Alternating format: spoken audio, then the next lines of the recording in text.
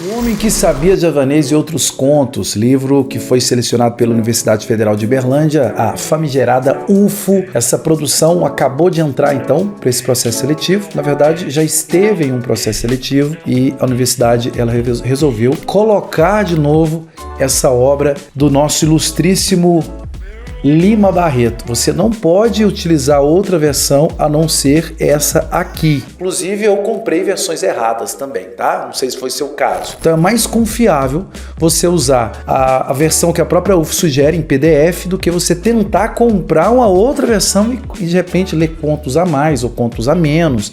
Esse livro tem 17 contos, que para mim vai ser uma das grandes dificuldades dessa produção aqui. Então a editora é Polo Editorial do Paraná. Se você quiser tentar encontrar por aí, detalhe, você não vai conseguir esse livro novo. Se porventura você consiga encontrar essa obra, ela vai ser usada, tipo no estantevirtual.com.br. Tenta encontrar esse site aí que talvez você ache esse livro para comprar. Fechou? Fechou. Então vamos lá. Vai rascunhando algumas informações aí. O objetivo aqui é te botar dentro da UF. Então para isso, bora, caneta e caderno na mão. O escritor do livro, então, é o Lima Barreto. E o Lima Barreto ele tinha algumas dificuldades para com as elites brasileiras, sobretudo a elite brasileira que implantou a República Federativa do Brasil no dia 15 de novembro de 1889. Então, havia toda uma esperança que talvez a República ela pudesse trazer uma certa bonança social. E o que vai acontecer?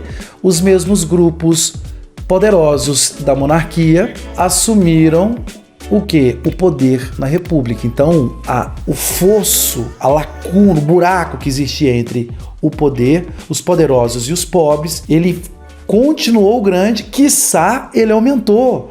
E aí, moçada, sempre esse olhar um tanto quanto ácido do senhor Lima Barreto, uma pessoa mestiça, não era branca, e você já sabe o que o processo da República Federativa do Brasil aí fez com alguns grupos, né? Índios, negros, pobres, e o Lima Barreto vai trazer para dentro da sua arte esses grupos que sempre foram renegados pela sociedade brasileira. Então esse livro é um livro de literatura engajada.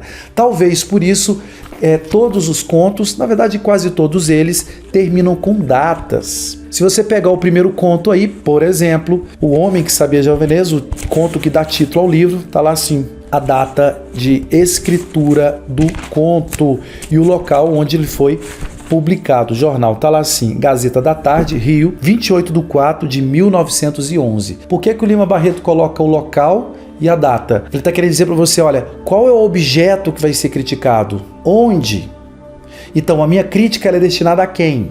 A República. E a República, no caso, a República Velha, é a grande crítica que o senhor Lima Barreto vai fazer, é essa República Velha. Por isso que ele sempre coloca data e local. Isto é, onde era a capital federal? Rio de Janeiro. Espaço das intolerâncias, das intransigências, espaço do poder, do autoritarismo, da miséria social. Vou falar de um conto curtinho daqui a pouco para você. Então, Lima Barreto, que sofreu uma série de preconceitos também sociais, porque ele é uma pessoa que veio de baixo, que ficou embaixo, trabalhou em vários órgãos públicos brasileiros aí nesse contexto. Inclusive, ele vai o tempo todo meter a lenha, descer a lenha, criticar pra caramba essas repartições públicas que são verdadeiras máquinas de enriquecer pequenos grupos aí. Lima Barreto, no final do livro Clara dos Anjos, a personagem central, ela diz assim: mamãe, como é triste ser negra no Brasil. Então o Lima Barreto, inclusive numa carta numa reportagem que ele deu, ele fala, é muito difícil ser negro no Brasil, né? Então ele vai viver uma série de dificuldades.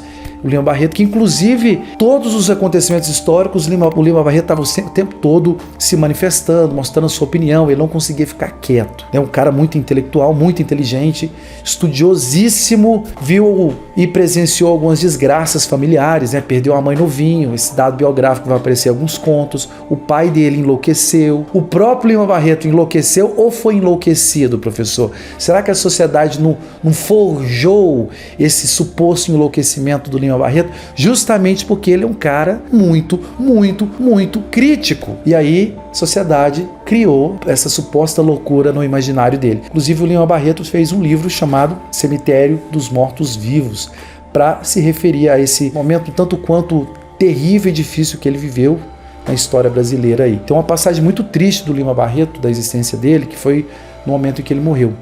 Antes de morrer, ele tinha ido a um café, que é de um amigo dele, e aí o amigo dele chegou no Lima Barreto e falou assim, olha, você tá fedendo cachaça. O Lima Barreto bebia pra caramba. E aí o amigo falou assim, você tá fedendo cachaça, sai aqui do café, por favor.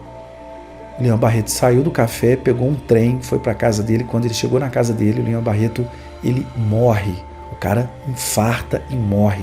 Você percebe o grau de sofrimento que esses grupos viviam naquele momento na República Federativa do Brasil. República, moçada, no Brasil foi um negócio bastante complexo, né? Tanto é que você teve uma série de problemas, de conflitos sociais que surgiram aí, ó. Contestado, Guerra de Canudos, Revolta da Chibata, né? Revolta da Vacina, tá tudo aí nesse contexto. Por quê? A República ela foi instaurada no Brasil por meio de uma canetada. Nós não passamos por todos os processos históricos, econômicos, culturais, até poder, de fato, criar a República Federativa do Brasil.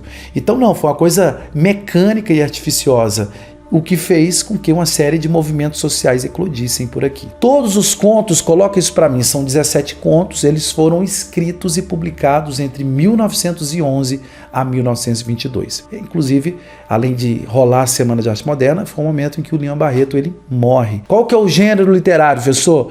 Bom, moçada, conto é uma produção do gênero narrativo, como eu te disse, nós temos 17 contos. O conto é uma pequena narrativa que preza a economia de meios narrativos, ou seja, poucas páginas, poucos personagens, poucos conflitos, é tudo econômico. O argentino Julio Cortázar ele fala que o conto é como uma bolha de sabão. Olha que legal a imagem que ele cria. Na hora que você se encanta pela bolha de sabão, o que acontece? Ela estoura. Olha que legal. Qual que é o movimento literário, professor? Coloca pra mim aí. Vai anotando, vai tomando nota aí. Esse livro, ele tá dentro do contexto do pré-modernismo. E aí, o pré-modernismo é uma manifestação cultural bastante complexa, que inclusive, para alguns, não é vista como um movimento literário. Justamente por quê? Porque vai misturar realismo, parnasianismo, simbolismo, naturalismo. No horizonte ali já tem alguns aspectos modernistas. Então é uma fase conturbada de produções culturais. O Lima Barreto está nela aí. Bom, eu vou pegar um dos pequenos contos aqui. Antes de qualquer coisa, eu queria que você anotasse os contos mais importantes. Conto 1, O Homem que Sabia Javanês, é um conto importante. Conto 3, O Único Assassinato de Cazuza. Conto 4, O Número da Sepultura. Conto 5, Manel Capineiro.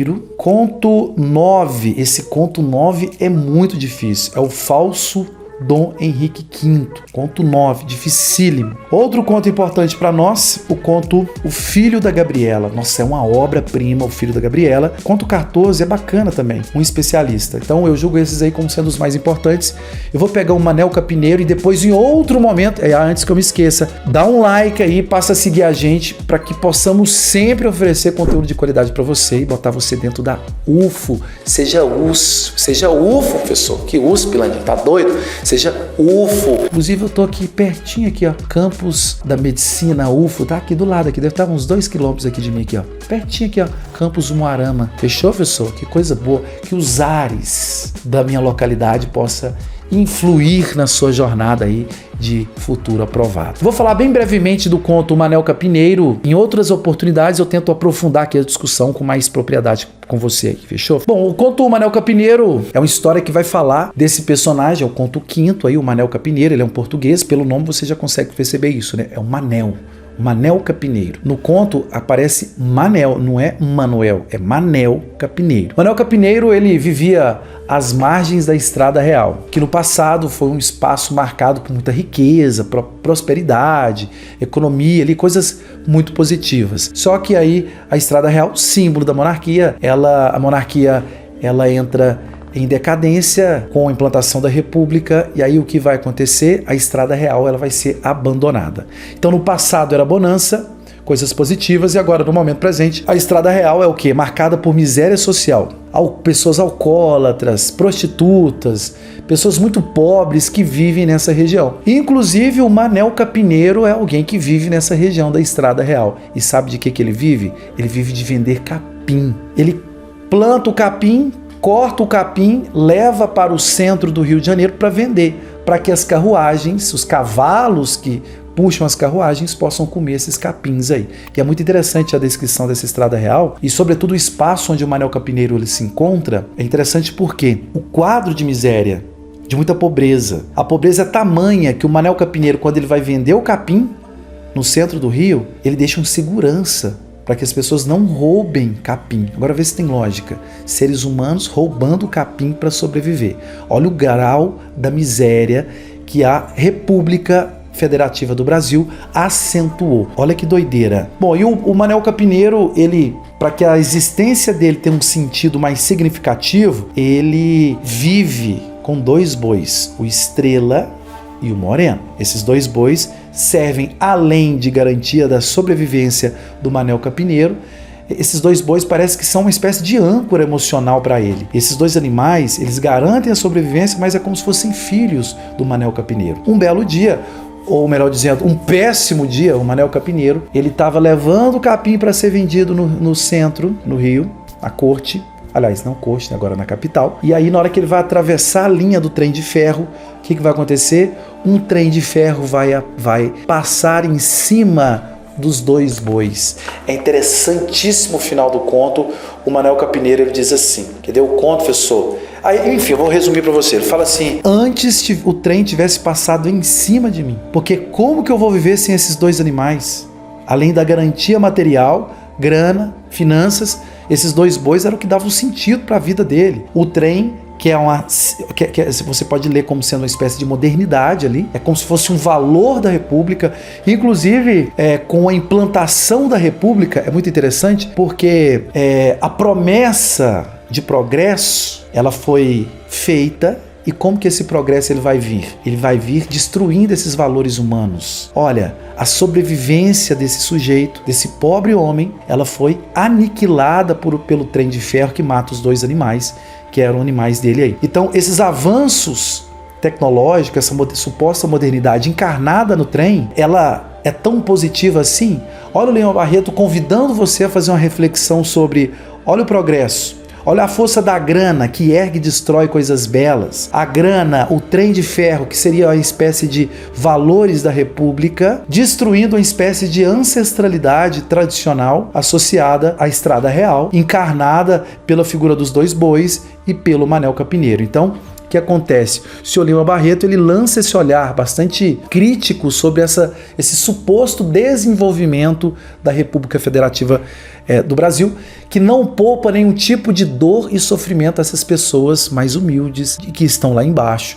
Então o Lima Barreto está falando, olha que bacana que é aí, a tal da República que vocês ficam assim, batendo palminha. Tirou a garantia de sobrevivência do Manel Capineiro. Então é um conto que o Lima Barreto lança esse olhar bastante crítico sobre a República do Brasil. Aqui foi só uma préviazinha. Não esqueça de curtir o vídeo. Adiante, eu vou lançar mais alguns vídeos aqui para você, para tentar colocar você na frente do gol. Aí é só você botar a bola lá para dentro. Fechou? Fica com Deus e até o próximo encontro.